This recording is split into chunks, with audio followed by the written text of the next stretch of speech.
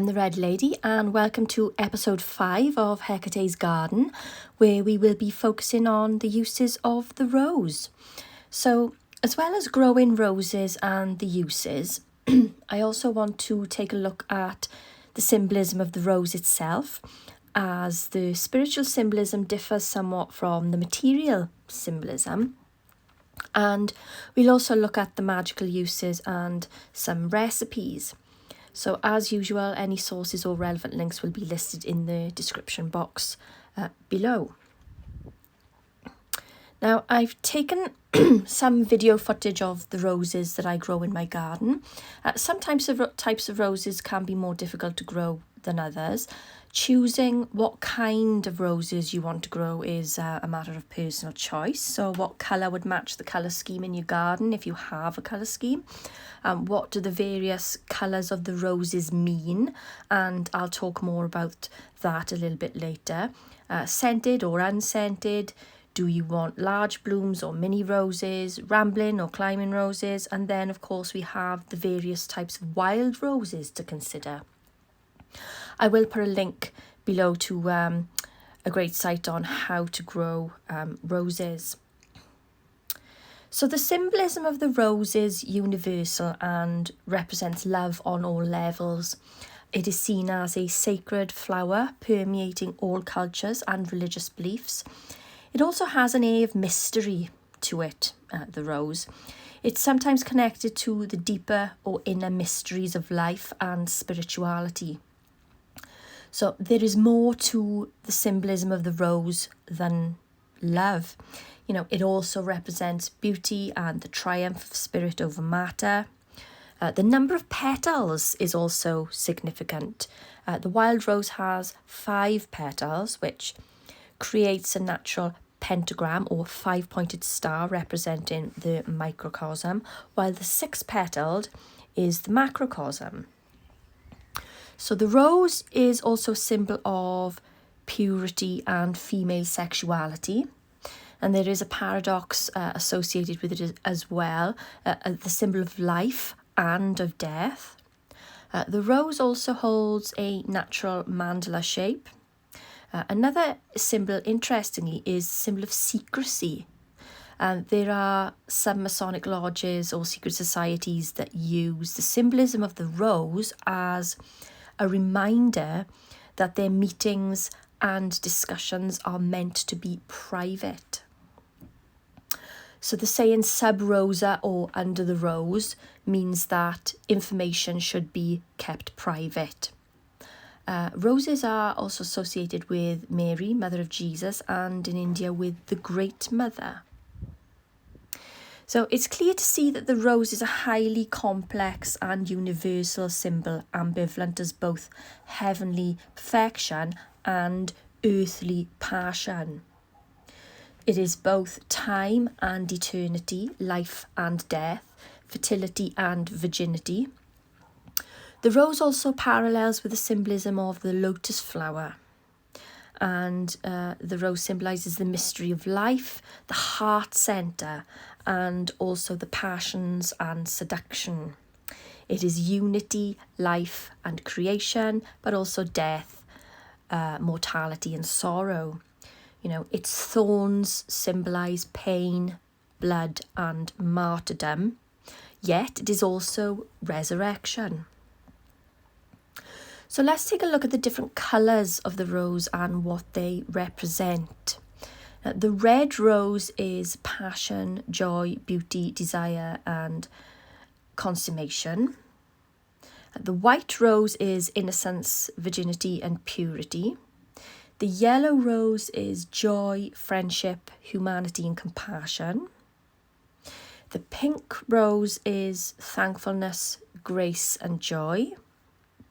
The orange rose is fascination, enthusiasm and optimism. The blue rose is the unattainable, the impossible. The black rose is symbolic of death, loss and depression.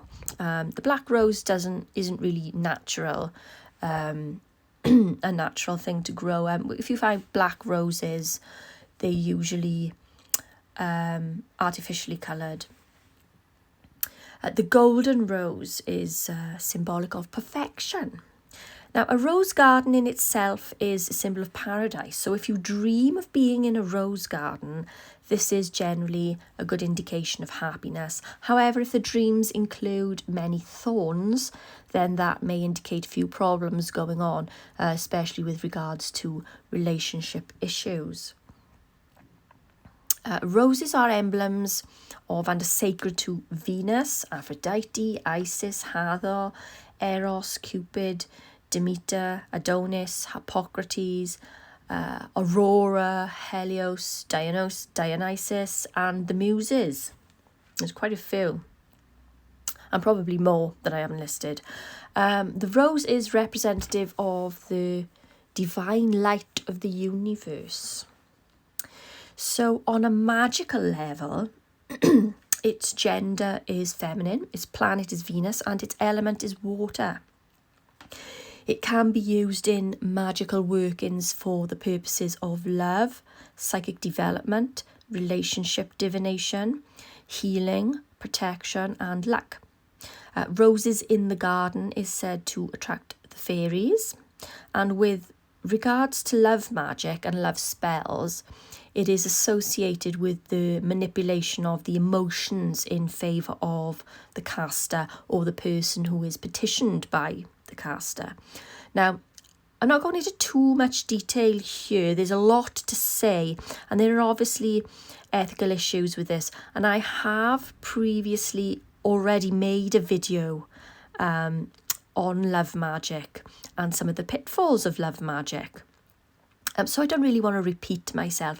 So what I'll do is I will link that video in the description box below for anyone who is interested in that video.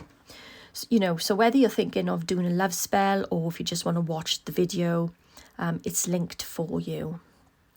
I think it's titled Valentines Love Magic. I'll have to check. I suppose you could do a spell to summon your true love to you, and that would probably serve somebody better than doing a love spell on someone who doesn't necessarily reciprocate the feelings. So anyway, that video is linked below. So what else can you do with roses? You can make rose tea to drink.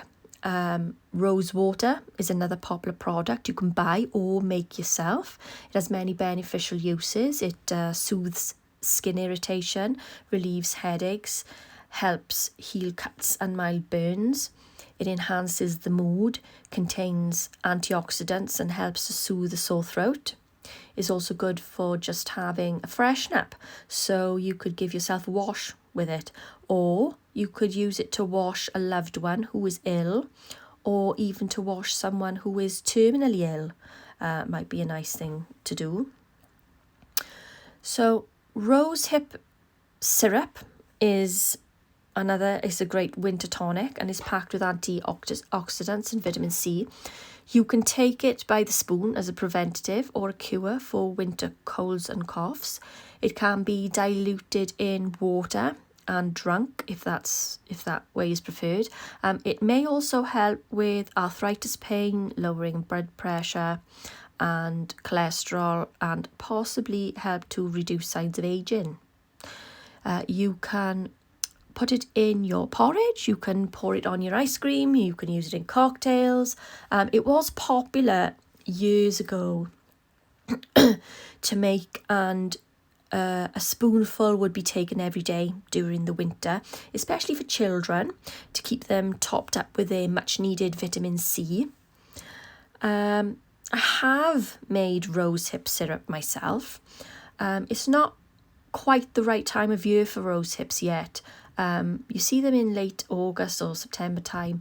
Otherwise, I would have given a demonstration, but I will instead link in the description box a recipe for making your own rosehip syrup if that's something you're interested in doing. Rose petal jam is another great way of using rose petals. I love rose petal jam, and As you can see here, this is an empty pot. One that I picked up in France in the gift shop at the Palace in Versailles. It was delicious, jam. I also have a video tour of the Palace if you're interested to see that. I link that in the description box as well. So I hope you enjoyed this video. It's a little bit short compared to some of my other ones, but please give it a like if you did, and please do subscribe and share as it helps me out a lot. And don't forget to check the description box for links. I'm the Red Lady, and I will see you soon.